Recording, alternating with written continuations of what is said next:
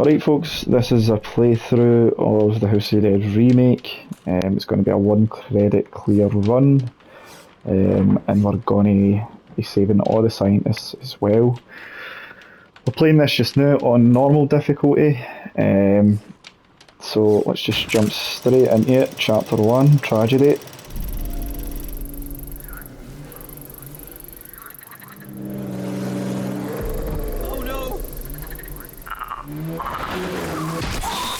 Just fucking smash that frog there.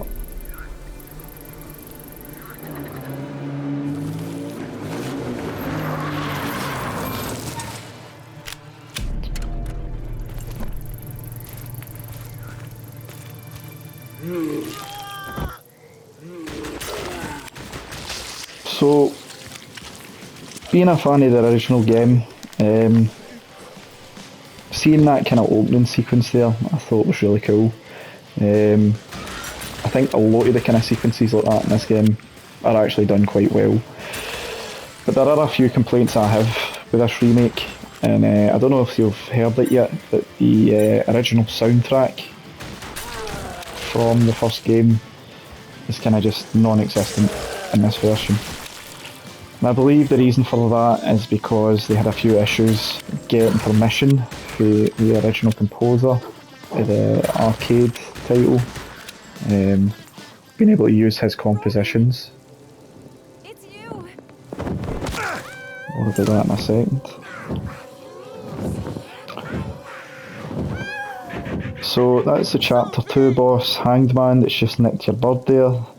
But to get back to the soundtrack, they've kind of replaced the soundtrack here with some music that sort of sounds kind of similar to the original. You know, it's got some melodies here and there that sound a wee bit familiar, but not so much that you could call it a remake. Branching paths, all that kind of thing, they're still in here. Now saving that scientist on the bridge will take you straight into the house. You let him get chucked off, you go in the underground passage. But for now they're just going to go straight into the house. So you get these frogs here. I've just taken the first damage of the game, which isn't too good, but got an extra life anyway, so it's not too bad.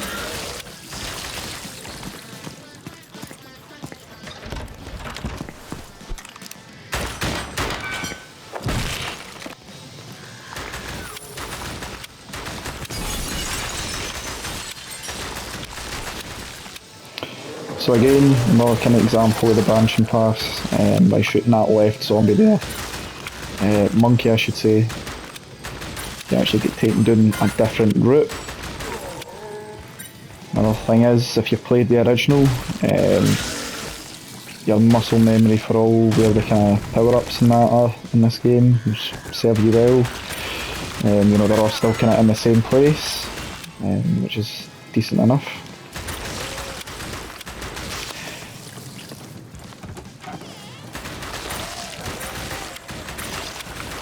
Right there, we've got a bonus points coin. Save these 2 scientists in here.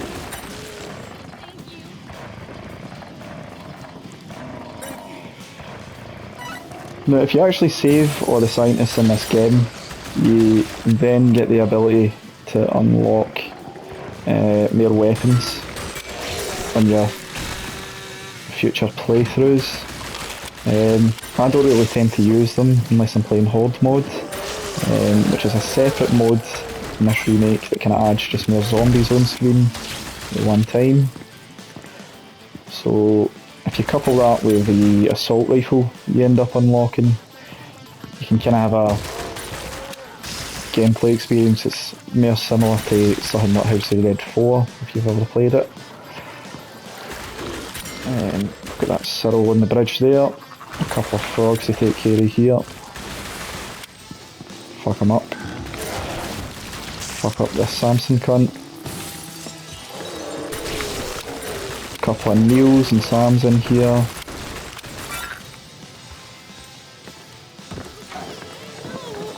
So we're already kind of near the end of this first level here. There's a couple of bonuses in this room we can pick up, including this med kit.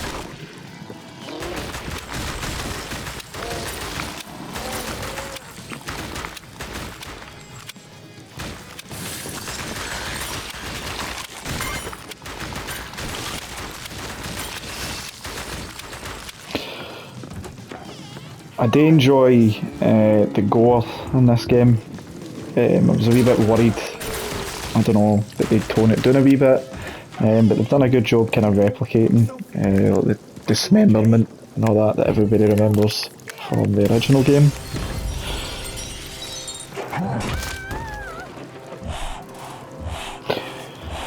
Alright, so this is the first boss, Chariot. The weak point is the red symbol on his chest there. And of course playing with the analogue does make it a wee bit easy. Not too easy now because I just get slashed there. It goes into this third form, you kind of just shoot the fleshy bits of his body till he dies.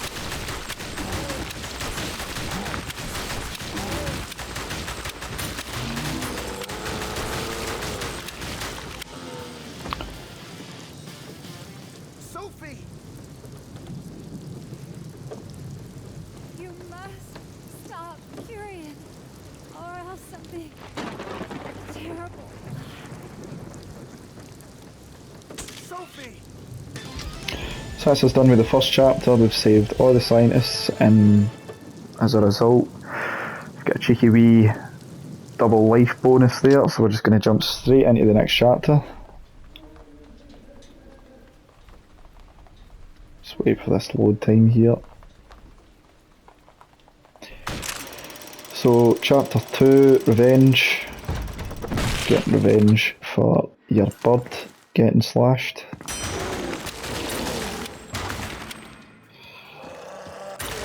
And for this playthrough I'm actually going to be going underground with this wee hatch you'll see in a second. Shoot that through. And put our kneecaps through our skull by jumping down this wee hole. Deal with a couple of ebitons. These two down here. But these guys slash the screen pretty quickly, so it's kind of important just to deal with them as soon as you see them. So the Sam on the window at the left here, we can take care of him quite easily. And there'll be a Samson at the left here. We have a barrel and two Krugers that jump down here. Can take care of them pretty easily as well.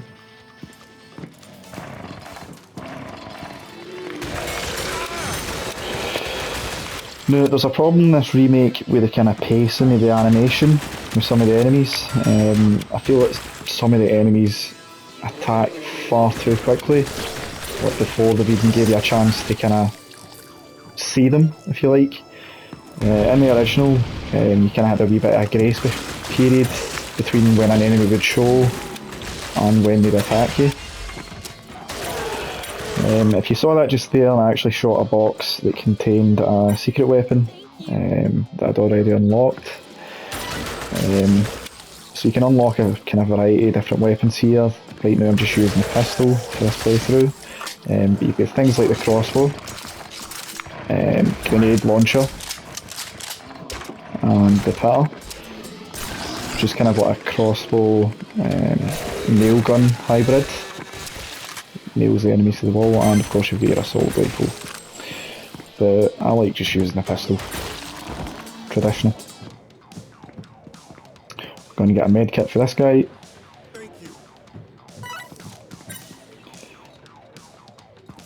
Two Krugers jumped down for this ceiling here, I believe, right? Or just the one.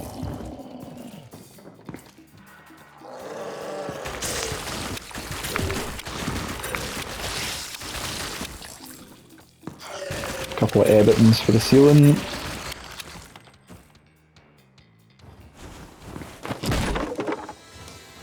Go through this bookcase, you've got a couple of bats to deal with here, just in the ceiling. And after this corner here, you've got a Neo to take care of. The Neos are kind of like one of the more common enemies you'll find in House of the Dead.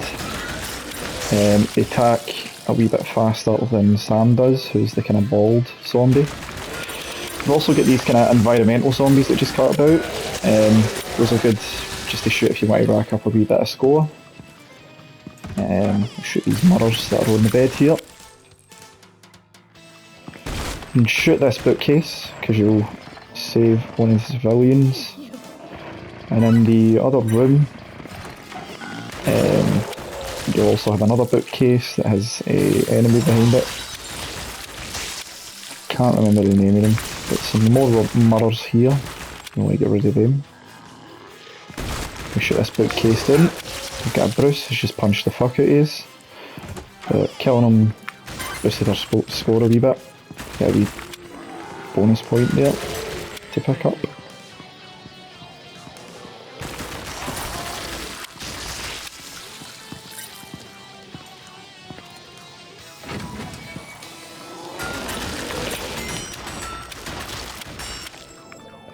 I always like to go up in this room because you get introduced to these two wee cunts. Kind of more robotic type enemies.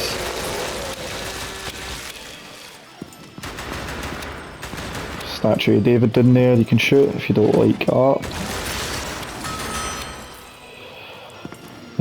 So the interesting thing about this remake is I believe the way weak points are handled works a wee bit differently.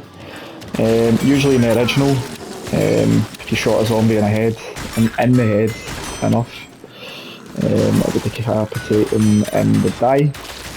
In this one, each kind of enemy has a different weak point now. So these guys that I've just shot there, that guy, the kind of more stronger ones, if you shoot them in the abdomen, they'll go down a lot quicker. But your kind of common enemy types, like you know, Sam and Neil and Cyril, shooting them in the head is just the best approach.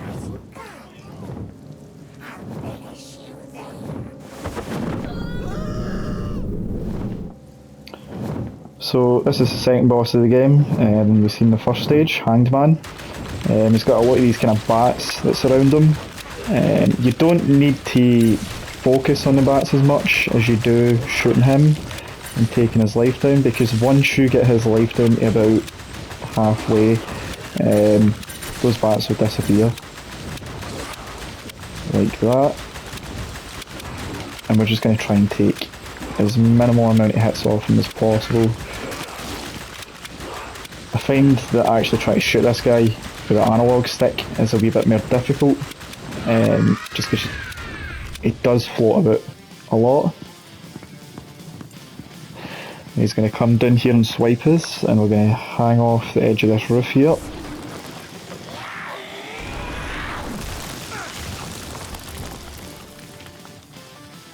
And we're just going to take the last wee bit of his life away as he does this charge move at us.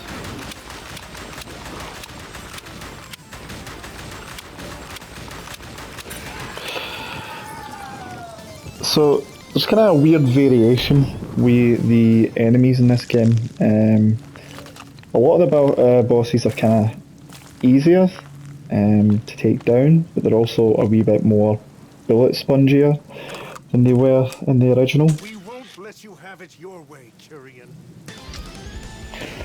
Of course, you've still got the magnificent voice acting, kind of done in the same sort of style as the original.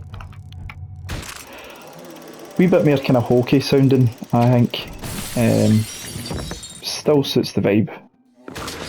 So a couple of Sams and Neils here. I didn't mean that, but I've actually switched to the crossbow, so I'm just going to switch right back to the pistol. So this level introduces a couple of new enemies. I forget the name of the cunts, but they've got big chains on them, and you'll want to disarm them as quickly as you can. These guys too, if you just shoot the red light that's on their chest, you'll be able to take care of them quite quickly. Took care of that guy before he even stood up.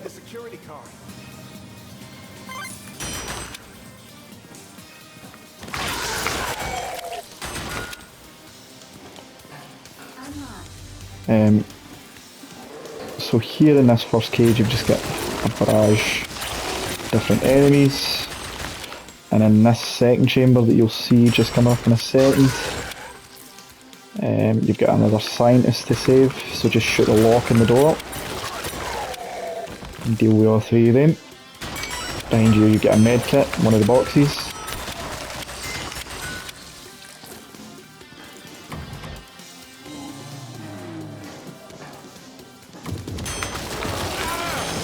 God.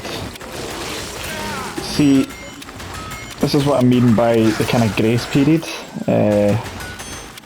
In the original, there was a bit of time the game would give you before you could get, you could take damage again.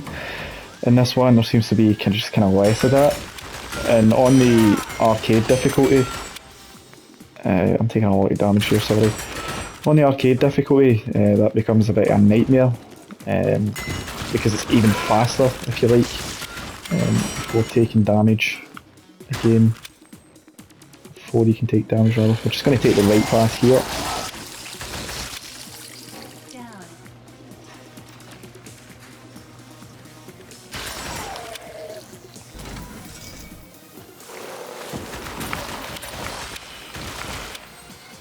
So we'll get some more of the cyborg enemies there, just go for headshots with them. And again with the Ebitans, just try and get rid of them as quickly as you can. Because just like that, they will, they'll fucking strike you as quick as they can. Save this civilian here. She'll give you a med kit.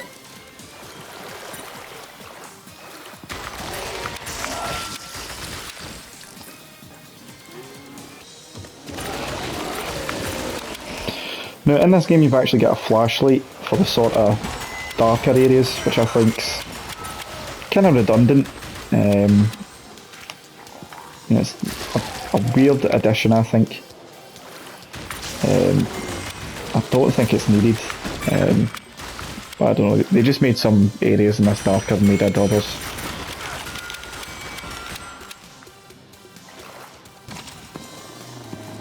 Really need to be careful here.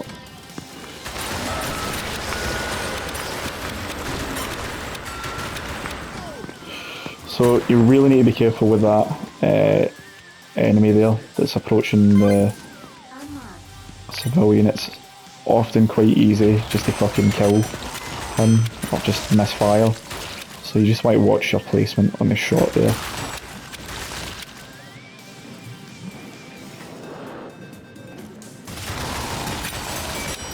Take care of him, and these two will burst out straight after.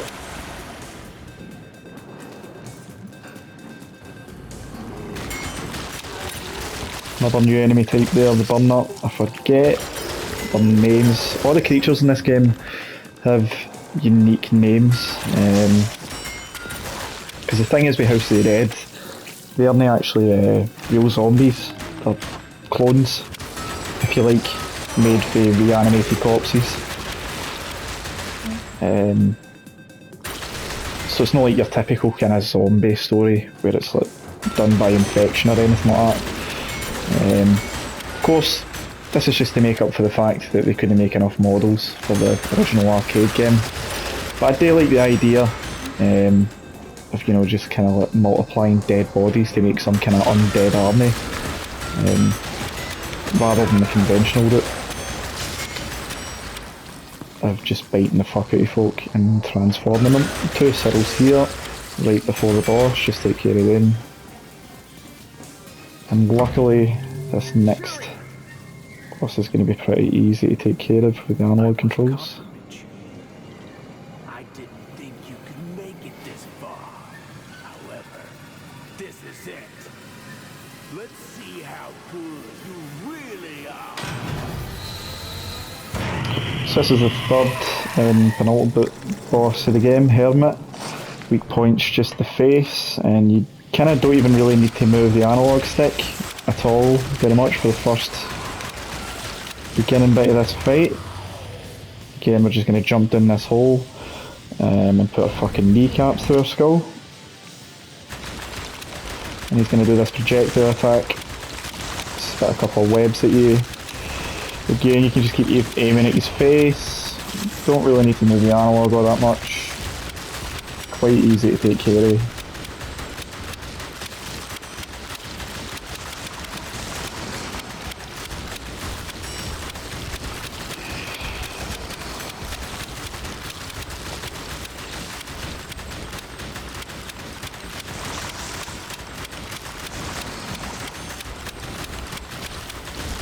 Just need to keep shooting.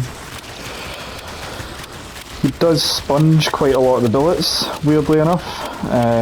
Even if you are shooting them, don't worry. I think there's certain periods where he is open to damage, and there's certain periods where he isn't so much. And I think it's just generally to slow the fight down a wee bit. Because that is a really easy boss. Probably the easiest in the game. I'll get you, Kyrian. So again, we've saved as many of the scientists as we can in that level. Still get 10 credits, and we get 1 life bonus off the back of that. So now we're coming up to the final level of the game. And this level also has a boss rush containing the first 2 bosses of the game.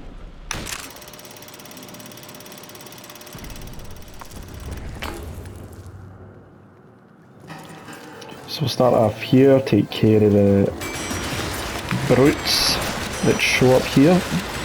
The weak point is typically the shoulder. You want to take care of that guy on the left there first, because he's going to swing that ball at you really quickly. Now what's good is, if you have saved all the scientists in the game, during this level you'll actually come to a bonus room where you'll be able to get all kinds of score pickups and health kits, and that's going to help us out when it comes to fighting the last boss of the game. Fuck, should not have taken damage there.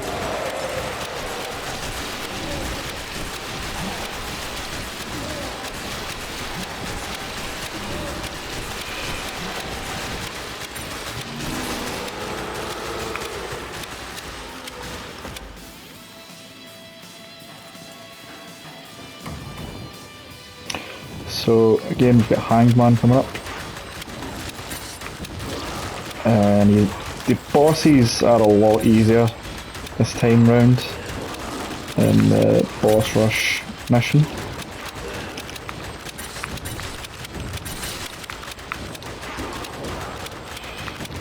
They take a lot less damage to kill.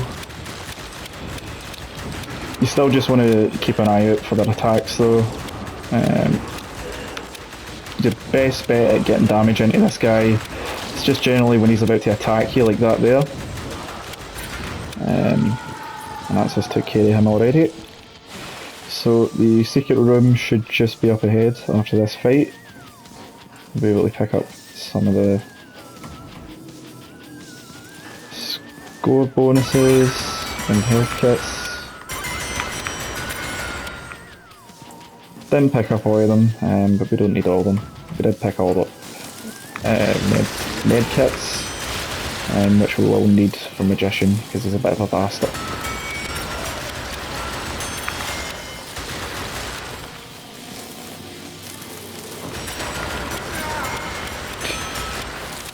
Total fucking shite.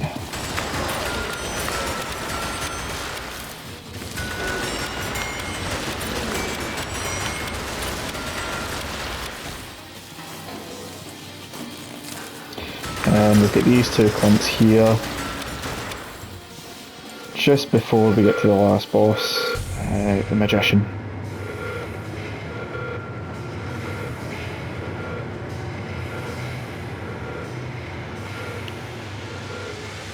There's no way out, Kyrian. I must admit, I really respect your consistency, but you will never, ever defeat me. Say hello to my masterpiece.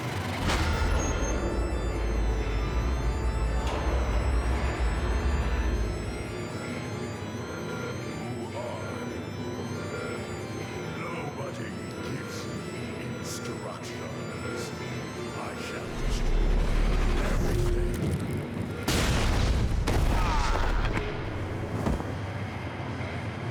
What happened? Why don't you follow my instructions?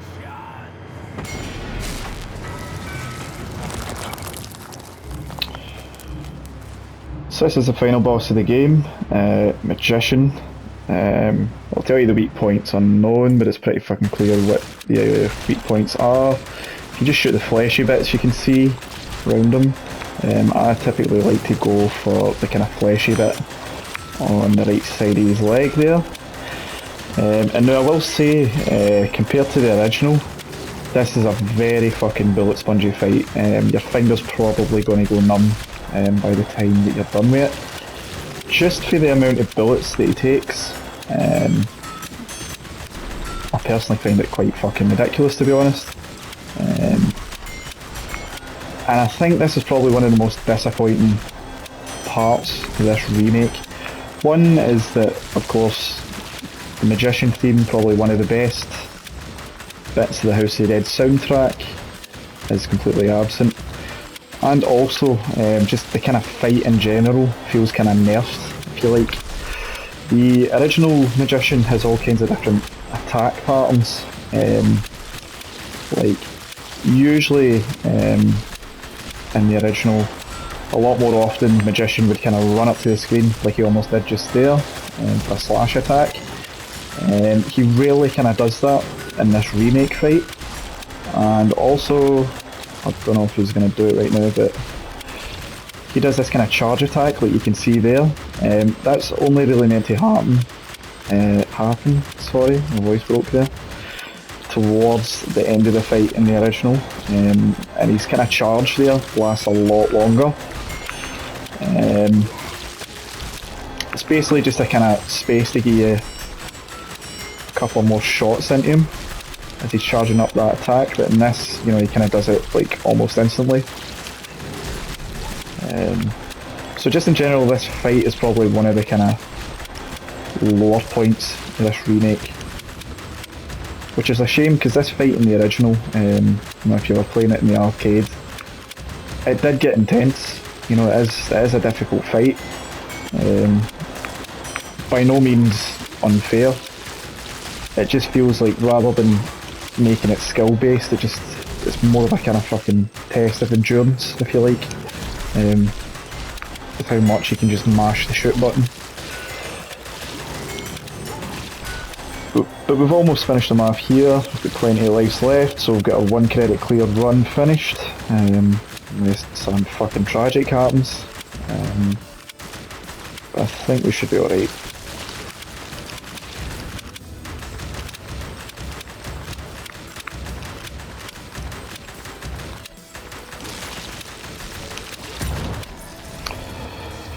Alright, so that's him fucked. And of course that's us finished the campaign with 1 credit clear.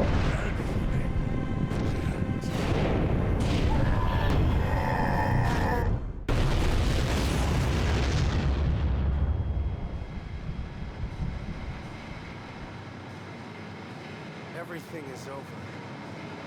I have nothing more to lose. However, I must go on.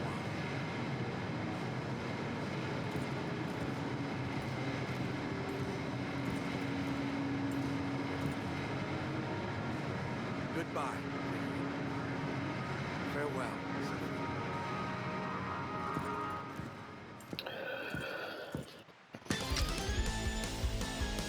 Right, so of course there's no civilians to save in the last level, so we're just going to go ahead and put our name in.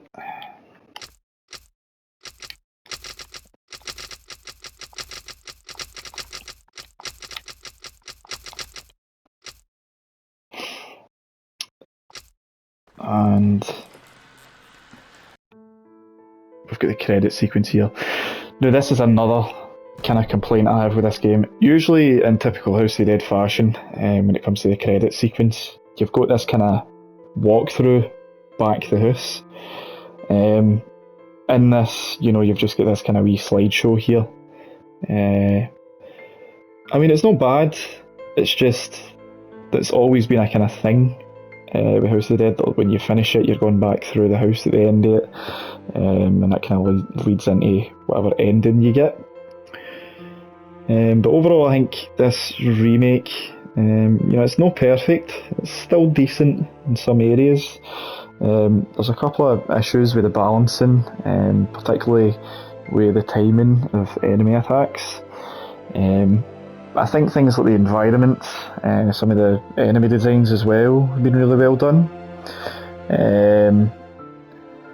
Personally, I think releasing a rail shooter, a light gun rail shooter, without any kind of light gun peripheral support, it's just kind of futile, if you like. They have since patched in PlayStation Move support. You know, if you're playing this in PlayStation 4, sorry. But if you're like me and you're playing this in the PS5, trying to get the Move controllers and the PlayStation Eye setup where it can be a wee bit of a faff, and it can also be a bit expensive as well. There's a couple of adapters you'll need. This game's also available on the Xbox, Nintendo Switch and PC. I'd highly recommend that you avoid getting the Switch version, just because it runs like absolute dog shite. On the PC version, of course, there is mouse support, so if you have an aim track or a Sinding light gun, you've got the option to use that. I played it myself on the PC, and it did work quite well with the aim track. As well as that, on the PC you've got the option to use mods, so you can put in the original soundtrack as well if you like. But overall, I think you know, they did the best they could with the property they were given. You know, I don't know if you've noticed with the credits, but it's not been exactly a big team that's been working on it. But I think for what's here, it's a semi-decent rail shooter, which you obviously don't get a lot of anymore. And I hope it sells well, because I like House of the Dead, and I hope they make more of them. I know the same developers of this are actually going to be making House of the Dead 2 remake, so I hope there's a couple of things for this remake that they've done here for the first one that they can learn for. I know they've been listening to kind of feedback, things like that for the fans, but I just think, you know, there's just so many things in this game that kind of bring it down for being as perfect as it could have been. Namely just that magician fight, the soundtrack, some pacing issues with the enemies, and also just, you know, this end credit sequence here. But aye, that was House of the Dead Remake. One credit clear run. I think coming up just now should be whatever ending we've got. I don't think we've done well enough for the good ending. I think we're probably just going to get the standard ending.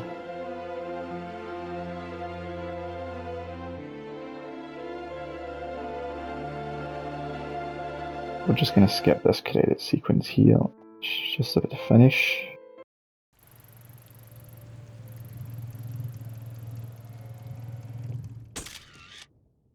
Aye. So that's a normal ending. I believe if you want to get the bad ending, you need to score under a certain amount, and you need to make sure the last digit of your score is at 0. Meanwhile, if you want to get the good ending, it needs to be over a certain amount again, with a digit ending in 0.